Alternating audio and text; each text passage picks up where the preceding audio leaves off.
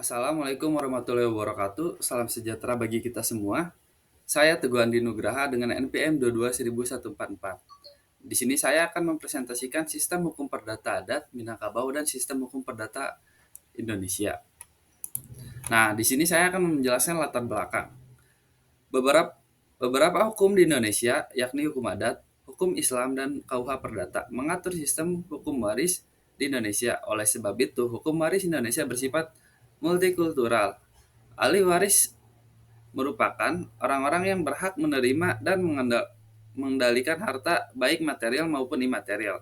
Sebab hukum waris adat mencakup prinsip dan aturan serta kepastian hukum karena sifat kekurangan yang dimiliki bangsa Indonesia yang merupakan asal mula dari sistem kewarisan di Indonesia. Banyaknya kultur di Indonesia sehingga sistem waris di setiap adat berbeda-beda.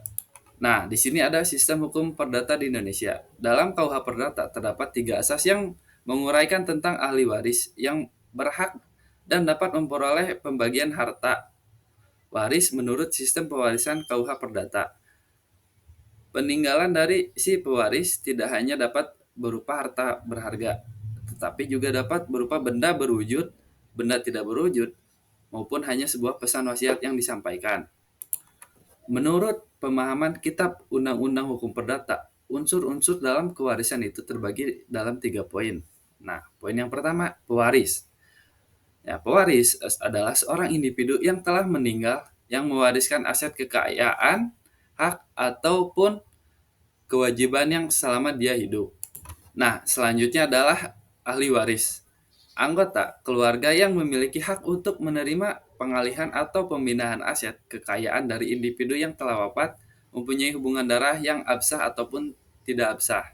Nah, yang terakhir adalah warisan. Pengertian dari warisan adalah harta benda, aset maupun hak, serta kewajiban yang berupa aktiva maupun pasifa dengan nilai uang yang hendak dialihkan dari pewaris. Nah, selanjutnya di sini ada sistem hukum perdata adat Minangkabau. Sistem waris adat Minangkabau adalah sistem warisan yang dianut oleh masyarakat Minangkabau di Sumatera Barat, Indonesia. Sistem ini berdasarkan pada materi lineal yang berarti bahwa kepemilikan dan hak warisan diturunkan dari ibu ke anak perempuannya. Sistem ini juga disebut sebagai adat perpati. Nah, lanjut.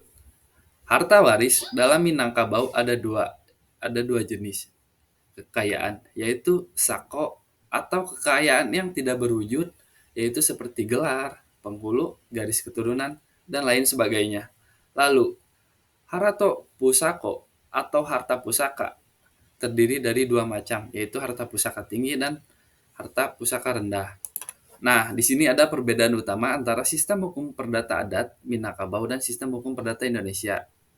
Perbedaan mendasar ada antara sistem hukum perdata adat Minangkabau dan sistem hukum perdata Indonesia terletak pada sumber, struktur kekerabatan, cara penyelesaian sengketa, serta filosofi yang mendasar masing-masing sistem. Hukum adat Minangkabau berakar pada tradisi lokal yang dengan pendekatan kolektif, sementara hukum perdata Indonesia mengenalkan norma tertulis dengan fokus pada individu. Nah, di sini kesimpulannya, sistem hukum perdata adat Minangkabau sangat bergantung pada nilai-nilai sosial kekeluargaan, sementara sistem hukum perdata Indonesia lebih mengutamakan ketertiban dan hukum tertulis. Pewarisan dalam hukum adat dibagi dalam 3 pembagian, yakni patrilineal, matrilineal, bilateral. Salah satu daerah yang menganut sistem tersebut adalah Minangkabau. Prinsip kekerabatan masyarakat Minangkabau adalah matrilineal descent yang mengatur hubungan kekerabatan melalui garis ibu. Dengan prinsip ini, seseorang anak akan mengambil suku ibunya. Garis keturunan ini juga mempunyai arti pada penerusan harta warisan, di mana seorang anak akan memperoleh warisan menurut garis ibu. Nah, di sini ada daftar pustaka yang saya ambil untuk kutipan di materi saya. Nah, sekian sekian terima kasih. Apabila ada kurang-kurangnya mohon dimaafkan. Wassalamualaikum warahmatullahi wabarakatuh.